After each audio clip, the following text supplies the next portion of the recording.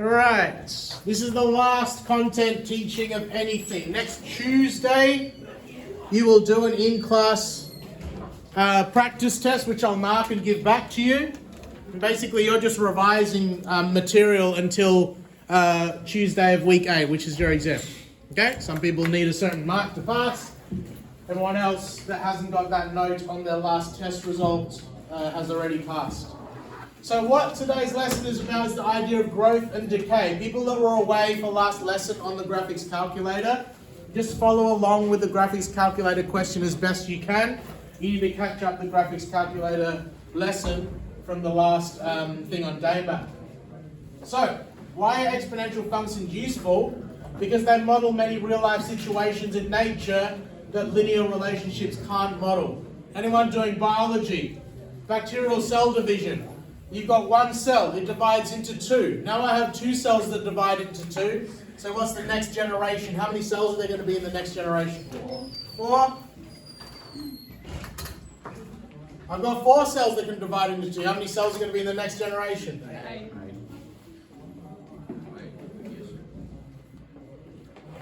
Can I model this with a linear function? Is it going up by the same amount each time? No.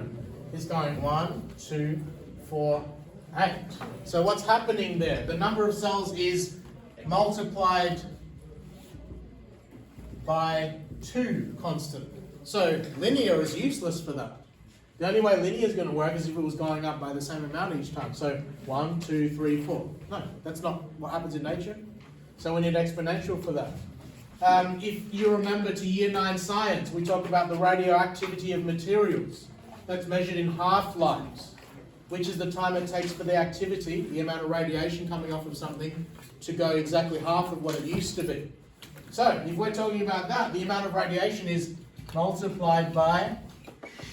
If I'm halving something, what am I multiplying it by? Good. That's why exponential works, and that's why we can't do linear all the time. The functions allow us to model either exponential growth or exponential decay. Can I please ask you to get these two different situations down? Growth, if I've got an exponential function, y is equal to a times by b to the power of x. If something's growing, you're going to notice b is greater than 1.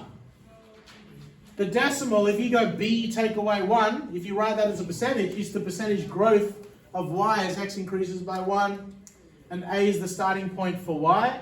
On the other hand, if you've got decay, b is going to be less than 1. Everything else remains the same. Can you please get these two situations down? I'll give you some time to write that, and then we'll do an example together to see how that applies. Remember, you ignore the stuff that I'm teaching right now. You just go from one.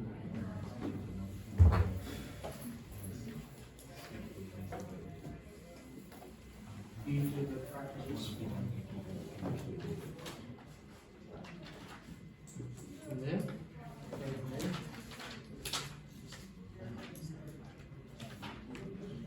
To 12D. Those are the only questions you'll answer in the exam.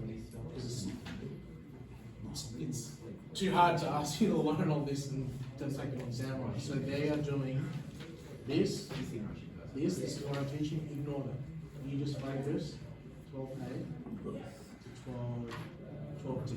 Okay? Get your device, so if you need to, you can watch the video somewhere.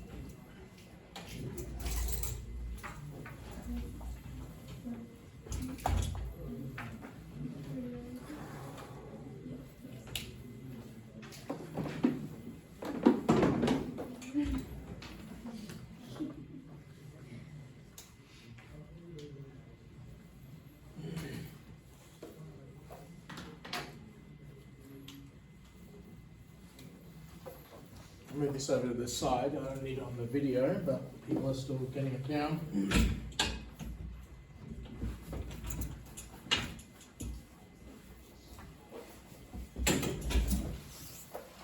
So this is like, I reckon this is like the last page of your, something similar to this is like the last page of your exam. It's like a exponential question in context. Let me check if it's on my screen. All right, we got a scientist monitoring a grasshopper plague, and he notes that the area affected by the plague is this: A is equal to 1,000 times by 1.15 to the power of n.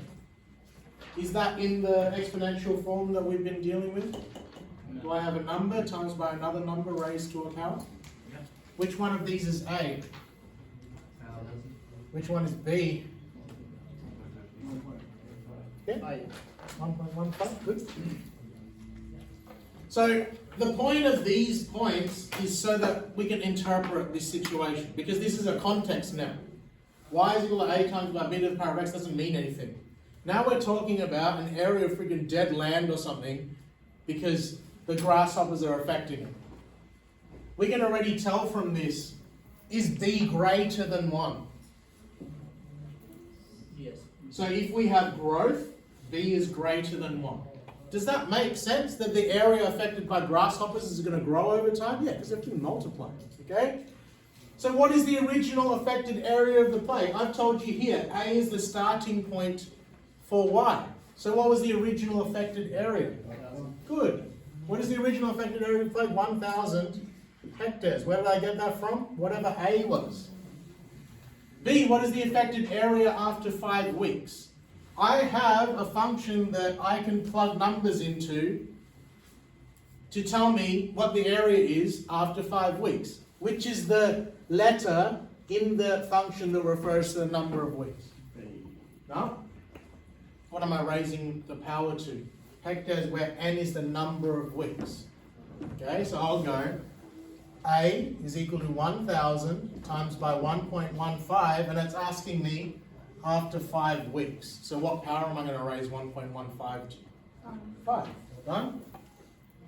So grab your calculator out. You're going to go, you need to do bed math. So 1.15 to the power of, that little hat symbol there, that's the power of button 5. Work that out. Then times it by 1,000. So that's telling me after 5 weeks, the area is going to be freaking 21.36 hectares to 2 decimal points. Over doubled. Let's think about this. How many percent is the area growing each week? Where here is helping me with that. The decimal B take 1, written as a percentage, is the percentage growth. So what is B here? 1.15. And if I take 1 from that, what's going to be left over?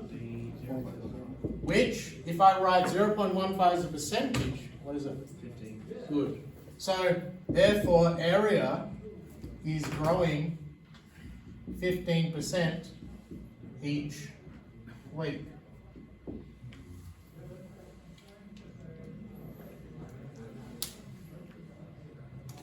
This is the question that the guys that were away last lesson would struggle with, because you didn't see the whole showing you how to use the calculator to solve an exponential equation. So let's demonstrate it now. This is asking me, can I use tech to find how long it'll take for the affected area to reach 8,000 hectares? So what is this question saying the area is? Good. So I know this side of the equation is 8,000 is equal to 1,000 times by 1.15 to the power of n. So those people that were away last lesson, we talked about how in general maths, we don't do hard enough algebra to solve this by hand. What we do is use the calculator, okay? So what you do on the calculator, so if you've got a graphics calculator, can you turn it on now, please? Can someone remind me what button I pressed to access all the Y's? The Y1, Y2, Y3? Y. Yep. Can you see the Y equals sign over here? Press that. See our last lesson we were drawing some things? If there is stuff here, Can you clear it? So highlight it with the arrow and press clear. Highlight this with the arrow and press clear. We want to start fresh. Okay? And so yeah, when I turned the board around and showed these guys those 6 steps and you had a freaking heart attack, that's fine. But it told you exactly what to do. So what were the steps? This is the left-hand side. This is the right-hand side. So put the left-hand side in for y1. So the left-hand side of the equation is 8,000. The right-hand side is 1,000 times by 1.15 to the power of. Can someone remind me what button I pressed to get x? XT. Yeah, so you got a button here under mode that says xt theta n. Press that.